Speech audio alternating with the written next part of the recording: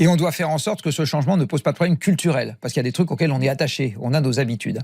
Alors des fois, franchir le pas, une fois que le pas est franchi, c'est facile. Par exemple, sur la voiture électrique, une fois que les gens ont franchi le pas, il n'y a pas de retour en arrière. Toutes les études montrent qu'une fois que les gens sont passés à la voiture électrique, ils adorent ça et ils n'envisagent pas du tout de revenir à la voiture. Mais quand même, le truc qui fait vroom vroom, on y est habitué. Et donc, il y a beaucoup de gens qui se racontent des histoires en disant « Oh, tout ça, ça doit coûter cher, ça doit polluer, ça doit, etc. » Bon. Donc c'est ça aussi, une des difficultés de l'électrification, j'ai envie de dire, c'est changer les habitudes et changer les gagnants et les perdants dans les gens qui installent, dans les gens qui entretiennent et dans les gens qui vont gagner leur vie grâce à ça.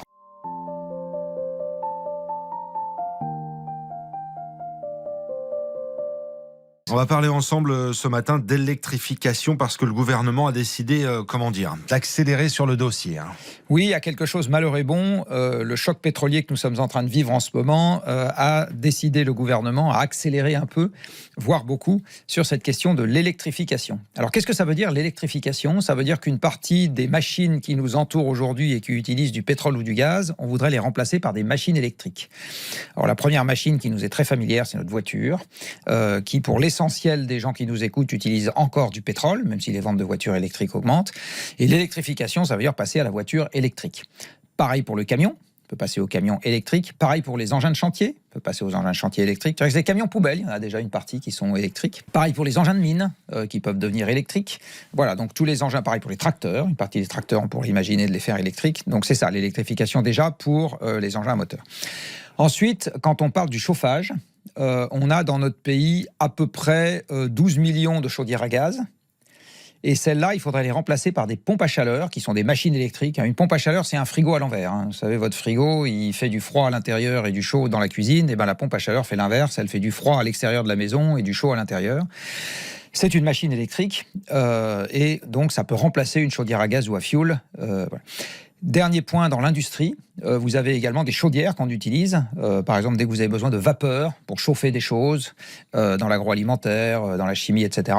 On utilise souvent, on brûle quelque chose souvent, et on peut remplacer ça par des pompes à chaleur haute température ou par des fours électriques, ou etc.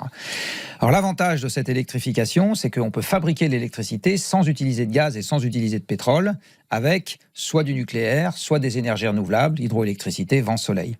Donc le plan d'électrification, en fait, il doit marcher sur deux jambes. Il faut avoir de la production électrique qu'on appelle bas carbone, donc sans utiliser de gaz, de pétrole et de charbon. Et par ailleurs, développer les machines électriques à la place des machines thermiques dans les usages industriels et de la vie courante. On en a déjà un peu quand même de l'électrification. Ça veut dire quoi, que ça va pas assez vite? Alors oui, ça ne va pas assez vite, c'est ça le problème. Si par exemple on veut remplacer les 40 millions de véhicules à pétrole que nous avons actuellement en France par des véhicules électriques en quelques dizaines d'années, on voit qu'il faudrait acheter plus d'1 million de véhicules électriques par an. Aujourd'hui, même avec ce qui se passe, les ventes de véhicules électriques, c'est quelques centaines de milliers. Pareil pour les camions, c'est pareil pour les pompes à chaleur, etc. Quand vous regardez le rythme aujourd'hui, il est insuffisant. Alors qu'est-ce que ça veut dire d'accélérer? Ça veut dire que l'offre doit être disponible et idéalement européenne, parce qu'on n'a pas trop envie de favoriser les importations chinoises à l'occasion de cette affaire-là. Et puis, ça veut dire également que les ménages, on doit les rendre solvables et on doit faire en sorte que ce changement ne pose pas de problème culturel, parce qu'il y a des trucs auxquels on est attaché, on a nos habitudes. Alors, des fois, franchir le pas, une fois que le pas est franchi, c'est facile. Par exemple, sur la voiture électrique, une fois que les gens ont franchi le pas, il n'y a pas de retour en arrière. Toutes les études montrent qu'une fois que les gens sont passés à la voiture électrique, ils adorent ça et ils n'envisagent pas du tout de revenir à la voiture. Mais quand même, le truc qui fait vroom vroom, on y est habitué. Et donc, il y a beaucoup de gens qui se racontent des histoires en disant « Oh, tout ça, ça doit coûter cher, ça doit polluer, ça doit, etc. » Bon. Donc c'est ça aussi, une des difficultés de l'électrification, j'ai envie de dire, c'est changer les habitudes et changer les gagnants et les perdants dans les gens qui installent, dans les gens qui entretiennent et dans les gens qui vont gagner leur vie grâce à ça. On voit les ENR qui sont complexe à intégrer dans un réseau à large échelle, et par ailleurs beaucoup plus gourmande en emplacement et en matériaux, mais surtout en emplacement, comme un appoint qu'on utilise autant qu'il le faut, le temps qu'il le faut. Donc il ne faut pas être contre, mais par contre, comme on sait qu'aujourd'hui c'est très compliqué d'arriver à un système complet basé là-dessus, et que par ailleurs, à partir du moment où on a des réacteurs, on n'a aucune raison de les arrêter parce qu'il y a du vent, parce que ça ne fait qu'augmenter le coût par kilowattheure produit, puisqu'un réacteur, c'est que des coûts fixes. Donc ça n'a pas d'intérêt économique, j'ai envie de dire, de faire ça. Et c'est dans cette optique-là qu'on réfléchit. Donc personnellement, moi, c'est plutôt le système dans lequel j'aurais envie de me projeter. Et sur la construction des réacteurs, on essaye d'arriver rapidement à un consensus avec la population sur le fait que le mieux n'est pas l'ennemi du bien, et qu'aujourd'hui, il y a déjà bien assez de précautions qui sont prises, et même trop de précautions qui sont prises sur les réacteurs, dans un pays où, par ailleurs, l'alcool est en vente libre, le tabac est en vente libre, il y a 3000 personnes qui se tuent en voiture tous les ans, et le cannabis n'est pas en vente libre, mais quasi, et il fait aussi des ravages. Donc, je pense que l'un des points bloquants dans cette histoire, c'est l'absence de culture de gestion du risque dans les débats publics et le fait qu'on ait beaucoup de mal à arriver à débattre publiquement de l'arbitrage entre les risques. Aujourd'hui, c'est compliqué. Et le débat récent des européennes ne vient pas rajouter de la sérénité là-dedans. On ne va pas rentrer dans les européennes. Simplement, sur le nucléaire, là, deux questions complémentaires. Merci pour tout ce que vous avez dit, parce que ça me paraît très clair. Sur le multi-recyclage des déchets, qu'est-ce que vous en pensez, notamment versus l'utilisation du plutonium? Parce que si on développe une 4e génération, est-ce qu'on peut faire les deux ou pas? Et puis, qu'est-ce que vous appelez le multi-recyclage des déchets? C'est le fait de réutiliser. Parce qu'aujourd'hui, le MOX, c'est pas du. Non, c'est pas le MOX. C'est pas du multi-recyclage, hein, c'est du recyclage unique, hein, le MOX. Oui, le MOX, mais ça va au-delà. Il n'est pas encore développé. Il n'est pas encore développé. D'accord. C'est un projet. D'accord. Donc c'est l'idée qu'on pourrait réutiliser on va dire les éléments encore fissiles dans le combustible issus du MOX. Plusieurs fois. Okay. Plusieurs fois. Alors ça c'est une question technique que j'ai pas regardée, donc j'ai pas d'avis là-dessus. Parce qu'on a l'impression, on a le sentiment que ça peut venir en contradiction avec le développement d'une 4e génération et notamment l'utilisation du plutonium. Et dans le multi-recyclage des déchets, vous avez notamment le fait d'à chaque fois de récupérer le plutonium utilisable, je suppose. Oui, mais enfin on en perd à chaque fois. On perd un peu, oui. Pas beaucoup. Je sais pas. Bon, enfin, et sur le petit nucléaire, le SMR, là.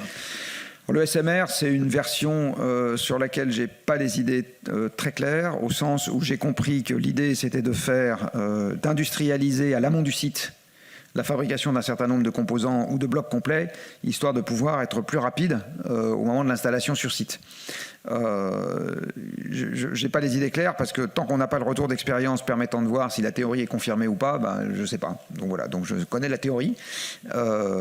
En tout état de cause, quand vous demandez aux personnes qui sont en charge et que vous avez peut-être reçu quel ordre de grandeur, de capacité ils sont capables de sortir par an, on parle de l'ordre d'1 gigawatt de puissance par an. Ce qui est très en dessous de ce qu'on a construit en France au moment du plan Messmer, puisqu'on était plutôt à 5 gigawatts par an, et ce qui est significativement en dessous de ce qu'il faudrait arriver à refaire si on veut que le nucléaire joue un rôle significatif avec l'électrification des usages. Parce que pour en venir à votre première question, quand on fait des calculs globaux, on se rend compte que la France aujourd'hui, alors je vais sortir quelques chiffres, la France consomme aujourd'hui à peu près, sauf erreur de ma part, 1600 TWh d'énergie finale. C'est-à-dire que l'énergie qui alimente les machines, celle qui sort du système énergétique qui alimente les machines, c'est 1600. Mais compte tenu du fait que l'essentiel des vêtements que vous portez, des voitures que vous conduisez, des machines à laver que vous utilisez et des brosses à dents que vous utilisez sont importées, et ce truc-là aussi du reste, en fait, l'énergie qui permet d'alimenter le mode de vie d'un Français, c'est plutôt 2600 TWh par an, et pas 1600. Donc, je me place dans un contexte de réindustrialisation et de décarbonation simultanée. D'accord, je fais les deux à la fois. C'est l'écologie, comment il appelle ça, patriotique de Vauquier. Là, non, comment il appelle ça? Je sais pas. Il nous a inventé un nouveau truc là récemment. Donc 2600 TWh. Aujourd'hui, le nucléaire en produit moins de 400.